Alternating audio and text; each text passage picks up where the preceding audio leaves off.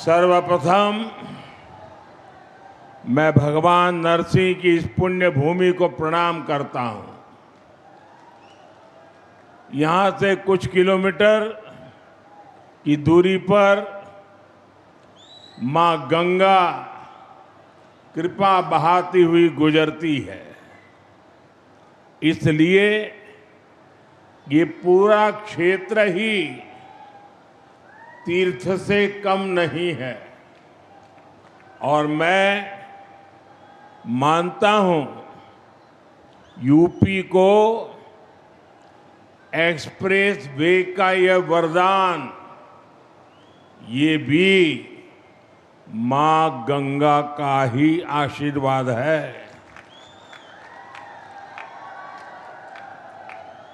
अब आप कुछ ही घंटों में संगम भी पहुंच सकते हैं और काशी में बाबा के दर्शन करके भी वापस आ सकते हैं। साथियों, जैसे मां गंगा हजारों वर्षों से यूपी की और इस देश की जीवन रेखा रही है, वैसे ही आधुनिक प्रगति के इस दौर में उनके समीप से गुजरता ये एक्सप्रेसवे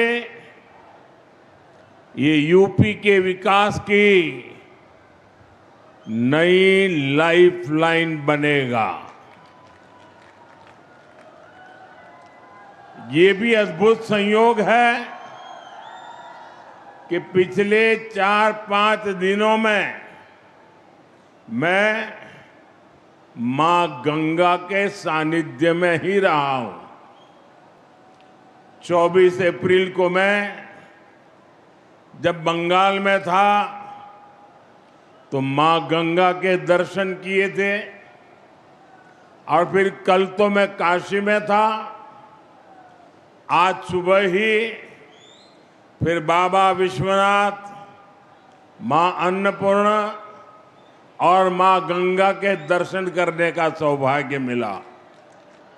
और अब मां गंगा के नाम पर बने इस एक्सप्रेस वे के लोकार्पण का अवसर मिला है।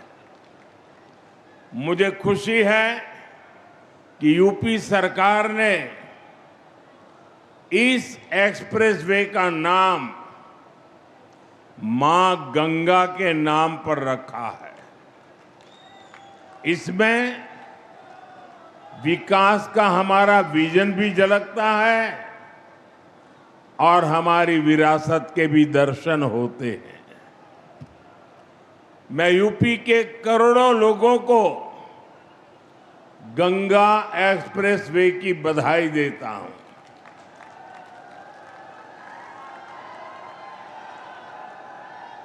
साथियों, आज लोकतंत्र के उत्सव का भी एक अहम दिन है। बंगाल में इस समय दूसरे चरण का मतदान हो रहा है, और जो खबरें आ रही हैं उनसे पता चलता है कि बंगाल में भारी मतदान हो रहा है। पहले चरण की तरह ही जनता वोट देने के लिए बड़ी संख्या में घरों से निकल रही है। लंबी लंबी कतारों की तस्वीरें सोशल मीडिया में छाई हुई है। पिछले 6-7 दशक में जो नहीं हुआ, जिसकी कल्पना भी मुश्किल थी, वैसे निर्भीक वातावरण में बंगाल में इस बार वोटिंग हो रहा है। लोग भय मुक्त होकर वोट दे रहे हैं। ये देश के संविधान और देश के मजबूत होते लोकतंत्र का पुण्य प्रतीक है। मैं बंगाल की महान जनता का